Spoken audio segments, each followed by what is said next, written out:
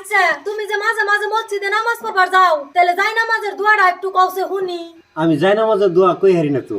যাই নামাজের দোয়া যদি না কই হারো তাহলে তুমি নামাজ পড়ো কেমনে? ওই যে ডান বা মরিয়া যদি মানুষ থাকে তাকে দেখে দেখে তারা যেমনি যেমনি করে আমি অমনি অমনি করি। তাহলে তুমি নামাজের দোয়া হুজুর কাছে যাই শিখা হারো না? হুজুর কাছে গেলে তো শিখাইবই, কিন্তু আমার যে বয়স হয়ে গেছে গাও হান যে না কই তাহলে আমার লজ্জা করবো না। এই জন্য লজ্জার জন্য আমি যাই না বা কই না, আমি মনে মনে রাখে ওই তাগনকে তাল মিলিয়ে সেজদা দেই এবং কি নামাজ ক্লিয়ার করে আই। ও বয়স হয়ে গেছে দেখে লজ্জা করে। তে মাইসে কব না বুড়া বয়সে নামাজ শিখ পারাইছে। বুড়া বয়সে নামাজ শিখ পারেছে। এই মোবাইলে তুমি ইউটিউব ফেসবুকে নাচ গান দেখা হারো, এই মোবাইলে তুমি নামাজ শিখা হারো না? এই মোবাইলে ভিডিও থেকে নামাজের বিষয়ে সবকিছুই পাওয়া যায়। কিভাবে যাই নামাজের দোয়া কর নাগে, কিভাবে নিয়ত বন্ধন নাগে, কিভাবে রুকু দেন নাগে, কোন সূরার পরে কোন সূরা কর নাগে, সমস্ত ডিটেইলস এই মোবাইলে ভিডিও থেকে পাওয়া যায়। এবং কি কলমা পাওয়া যায় না? ওই এবং কি কলেমা একবারে সমস্ত কিছু মুখ দিয়ে যা কইবে তাই আইব।